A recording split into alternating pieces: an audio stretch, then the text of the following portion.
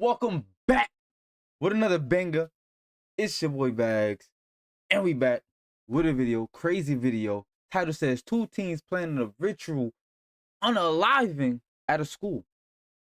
Body cam captures after the arrest was disturbing. Bro, she looks young. She's thinking about unaliving people? Why? She probably got bullied. Oh, damn. Alright, can I have a seat, please? Are we gonna be in the same one? What do you mean, same one? In the same what? Yeah. Go ahead. Oh, nah. What? I don't think there's anything that I could do that would keep the community safe.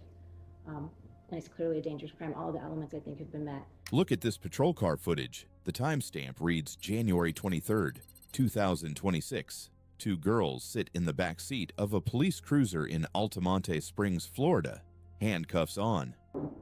It was so cool. I was like, damn. I forget that there's just like videos. Yeah, Like that. we're like the little direct. And they are laughing. Not the nervous kind, not the kind that breaks down if you wait long enough. Just laughter. One of them is thinking about her mugshot, whether it will look good online. The other is joking about prison, how many years, what it might be like. They sound exactly like what they are, teenagers. But the officers sitting Dumb. What? in the front of that car already know something the girls don't seem to remember. They know what was inside the backpack.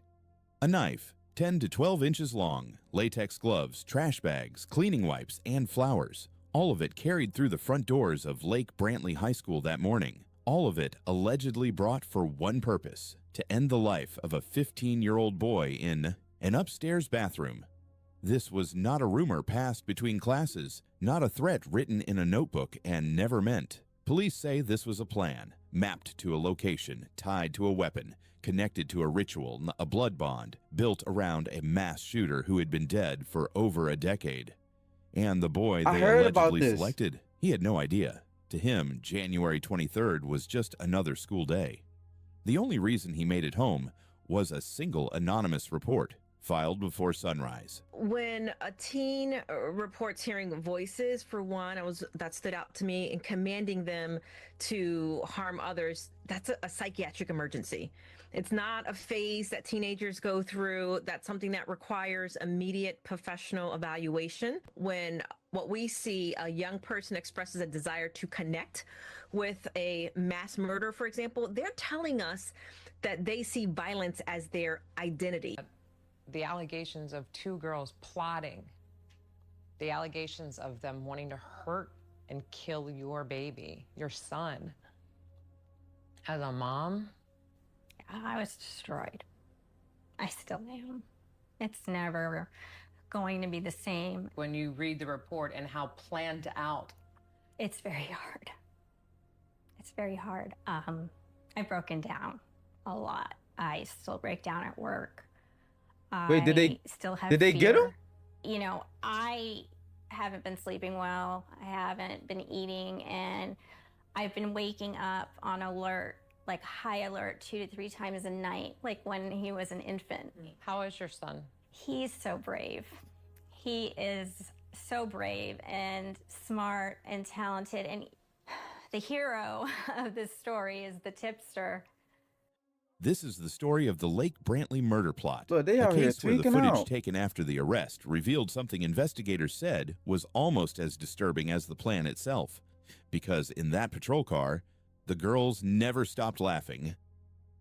Some places look exactly like what they are. Lake Brantley High School in Altamonte Springs, Florida, looked like every other large suburban campus north of Orlando. 2,000 students, wide hallways, lockers, a parking lot that filled up the same way every morning. Teachers arrived on January 23rd, 2026, expecting the same Friday they had every week. Nothing about the morning suggested anything was wrong. But at 5:10 in the morning, before most students had even left their houses, a school resource officer received an alert. It came through Fortify FL Florida's anonymous school safety reporting platform, a tool designed for exactly this. Why did they didn't put them in separate cars, man? I know it's probably more than one cop car there, but that's crazy. They should have had them sitting in their thought. But they probably would have been the type to be trying to talk to the cop and trying to figure out what's they, you know what I mean? Why she got a big ass smile on her Kind face? of moment. The tip was short, specific. A student known by the name Jimmy was planning to harm another student that day. The officer didn't wait. School administrators were contacted. Law enforcement began moving quietly through the building before the first bell. Most of campus never felt the shift. Students walked in, found their seats, opened their phones. They had no idea that somewhere in that same building, investigators were already closing in. That is what makes this case worth understanding. Not just what was planned, but how it was stopped. One person submitted one anonymous report, and because of that, a 15-year-old boy went home that afternoon. Nah, facts. Her name was Ugh! Isabel Aurelia Valdez, 15 years old, a student at Lake 15! Brantley High School, and according to You look dumb. Like, go on with your, like, you ain't gotta ruin nobody else's life because your life is fucked up. Excuse my language. But like, dang. investigators, she was the one who built the plan. Police say this did not begin with anger, not with a fight in the hallway, not with a grudge. It began with an obsession, a fixation so specific, so deeply embedded that investigators would later describe it as the organizing force behind everything that followed. The subject of that obsession was Adam Lanza. How she even know about him at this age? It's crazy. Social media, bro. You could reach any information. Whatever phone is access right there for these kids. The Sandy Hook shooter, dead since December of 2012. According to investigators, Valdez had become consumed by him, his history, his psychology, what she believed he represented. She allegedly told police she used to hear his voice in her head, guiding her. Then at some point, the voice stopped. That absence, investigators say, is part of what drove the plan forward. She believed a ritual, a blood bond, could restore the connection, not to a living person, to a dead one, to someone who had been gone for over a decade. This is what separated the case from other school threats. Most plots investigators see are built on anger, revenge, desperation. This one was built on something colder, meaning. You think she would unalive herself after God forbid, thank God it didn't happen, but you think she would unalive herself if she would have did that and then nobody would have never knew, so they would have just dubbed it as, oh, she was getting bullied, oh, da da da, she was just she was going through things, but they probably still, I don't know. Valdez allegedly believed the act would carry spiritual weight, that it would open something, restore something. Now she looked Fantasy depressed. had become intent. What happened to that smile, shorty? What happened to that smile? Why you looking depressed in court, bro? And intent. Nah, where your friend at? Oh, where that smile? Had become a plan. He was 15 years old, a classmate, a boy who walked the same hallways, sat in the same kinds of plastic chairs, moved through the same daily rhythms as everyone else at Lake Brantley High. Authorities have never released his name. He is a minor, and in many ways, that anonymity tells the most important part of his story. He did not know he had been selected. Investigators say he had no history with Valdez, no conflict, no confrontation. He was not chosen because of anything he had done. He was chosen, according to investigators, because of what he looked like, because police say Valdez believed he resembled Adam Lanza. That detail lands differently the longer you sit with it. In most cases of planned school violence, there is a relationship, a grievance, a specific wound being answered. This was not that. The boy was selected for a reason that had. Well, how she get the other girl over here to do it with her? Did she heard the voices too or something? Or she just got her to follow? Nothing to do with him at all. He was a symbol in someone else's private world, and he had no idea. Investigators say Valdez allegedly observed him, tracked his patterns, learned enough about his routine to know where he would be and when. He moved through his school days the way any 15-year-old does, unaware, unbothered. January 23rd was supposed to be an ordinary Friday. For him, it still was. He just never knew how close it came to being something else entirely. When investigators examined what Valdez had allegedly constructed, what they found was not vague. It was not a fantasy written in a notebook and left there. It was a sequence, step by step, location confirmed, method decided, materials prepared. The location was an upstairs bathroom at Lake Brantley High School, chosen deliberately, away from traffic, away from teachers, a place where, for a few unwitnessed minutes, someone could be cornered. The plan, according to police, was to wait, to let him walk in, then pull him into a stall. What was supposed to happen inside that stall, investigators documented in detail: a knife to the stomach or his throat, one or the other. The plan accounted for both. The knife itself was 10 to 12 inches long. It did not arrive at school dull. Investigators say Lois Lippert, Valdez's 14-year-old co-conspirator, allegedly helped sharpen it beforehand, tested the edge. This was not a weapon grabbed in a moment of impulse. It had been made ready. Inside the same backpack, officers would later find latex gloves, trash bags, cleaning wipes, a towel, each item with a purpose. The gloves kept evidence off hands. The bags and wipes addressed what came after. Most violent plots investigators encounter are incomplete, emotionally charged, logistically hollow. This one had post-attack thinking built in. That is the detail prosecutors would return to again and again. Not just that the plan existed, but that she had already thought past it. There were other items in the backpack, items that, without context, might seem out of place alongside a knife and latex gloves, flowers, cigarettes, and a lighter. She smokes too? They were not out of place. They were the point. Investigators say the flowers were meant to be left with the victim after the attack, not as remorse, as ritual, part of a sequence that had been scripted in advance. Bro, the cigarettes carried their own weight. According to investigators, Valdez allegedly said she wanted them for after, not to calm her nerves, because she knew she would be arrested. She had factored in consequences, built them into the timeline, and kept moving forward anyway. That is the detail that unsettled investigators most. Deterrence assumes a person fears what follows. Here, police say she expected it, accepted it, and still came to school that morning with a sharpened knife and a bag full of items meant for a ritual she believed carried meaning beyond the act itself. The blood bond concept, as investigators understood it, was the center of everything. This was not violence for satisfaction, not rage looking for a release. It was violence as a spiritual transaction, a killing she believed would forge a connection to someone long dead, and that now more than the knife, more than the gloves, more than any single piece of evidence, is what told investigators exactly what kind of case they were dealing with. Before the backpack, before the bathroom, before any of it moved into the physical world, there were messages. Investigators say the planning did not happen in silence. It happened in writing, on Discord, and the chat platform used by millions of teenagers every day for gaming, music, conversation. The platform was not the problem. What was inside it was. She's crazy. According to investigators, Valdez used private messages to build the conspiracy out loud. She discussed the ritual, the blood bond, what she believed the act would accomplish. She allegedly sent a message to Lippert that the following day it would all be over, not a warning, a timeline.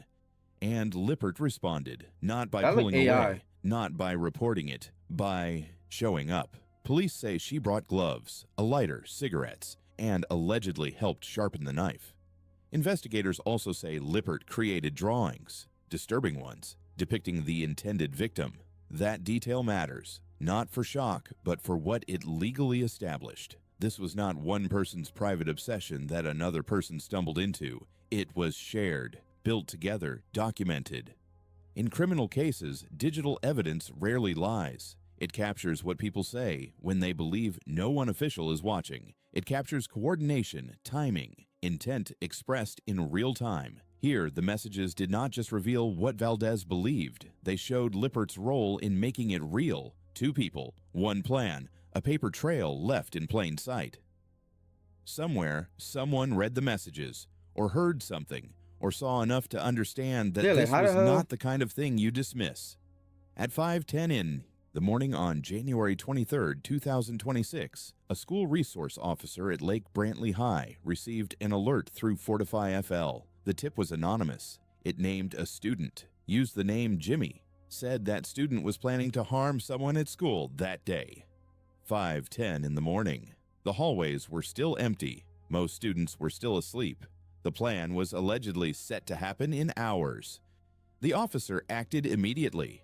School administration was contacted. A quiet chain of response began moving through the building before the first bell ever rang. No lockdown, no public announcement, no panic in the hallways. Just controlled, deliberate intervention How while much the she rest of gonna the get? campus remained completely unaware. I want to know how That much she timing gonna is get. everything. Had the tip arrived later, mid-morning, after students had didn't filled the commit the murder, but hallways, planned the it. response would have looked different. Had it not arrived at all, investigators say the outcome might have been different too. In many cases that end in tragedy. There were people who saw warning signs and stayed quiet, unsure, afraid of being wrong, afraid of the consequences of being right. This time, someone chose differently. They reported what they knew, before sunrise, before it was too late, and that one decision changed everything that followed. They brought Valdez into the assistant principal's office, quietly, away from the hallway, away from other students. Her backpack came with her. Investigators began questioning her. At some point, according to police, she acknowledged that she had planned to harm another student.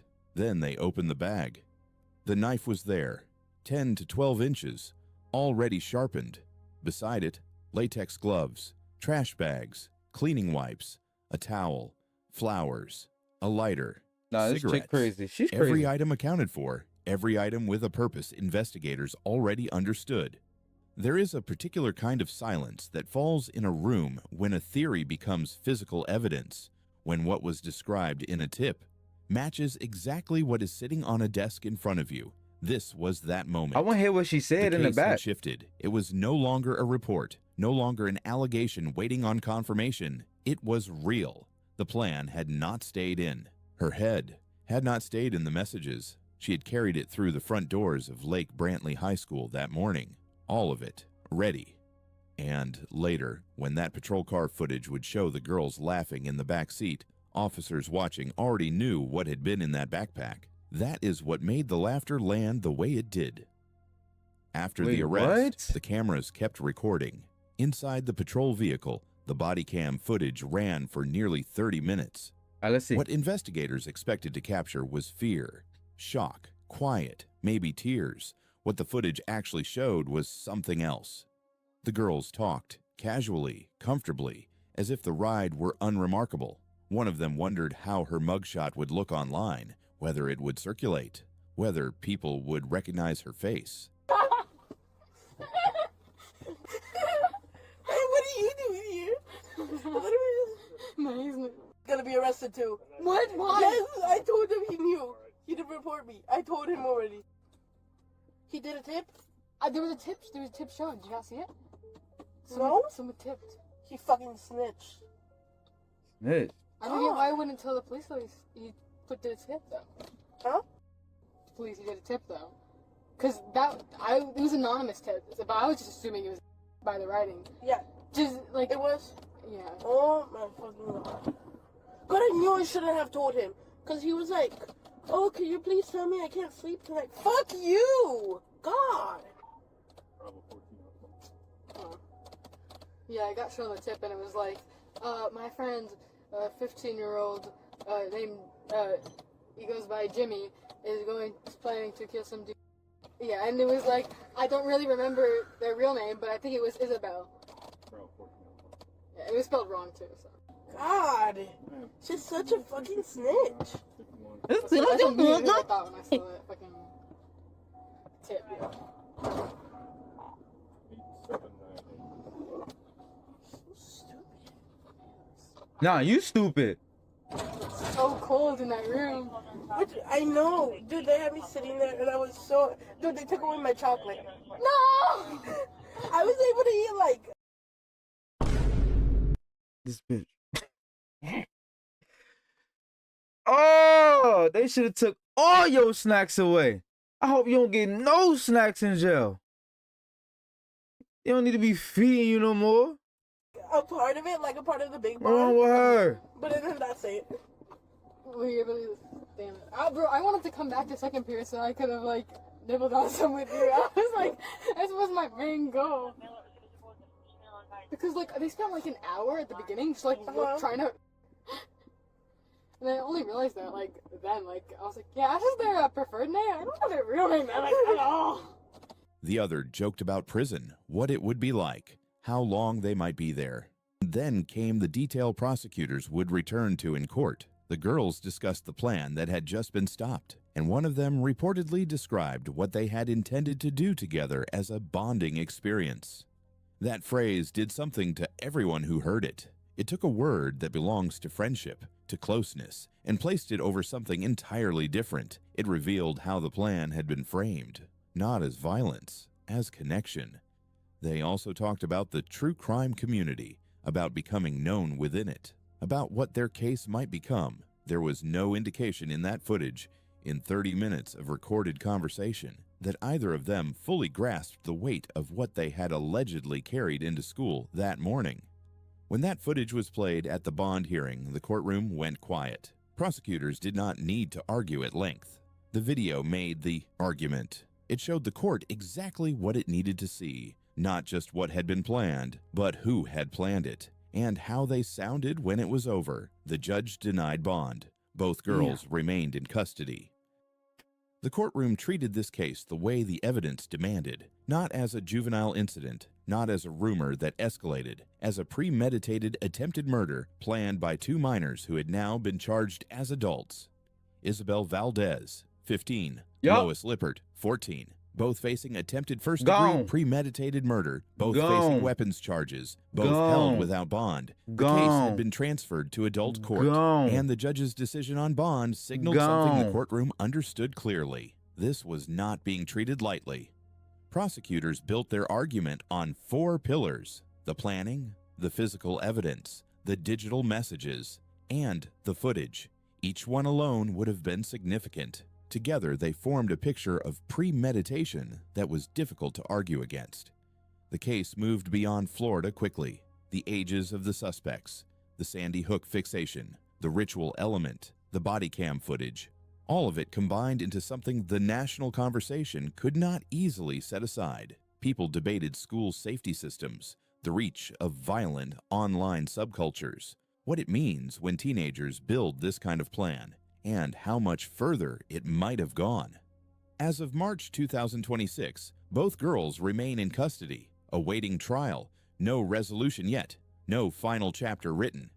But there is one detail that stays. A 15-year-old boy walked into Lake Brantley High School on January 23rd, not knowing his name had been written into someone else's plan, not knowing he had been watched, selected, mapped to a location and a time. He went home that afternoon because one person filed a report before sunrise, because a resource officer acted on it immediately, because the system worked exactly once, exactly when it needed to.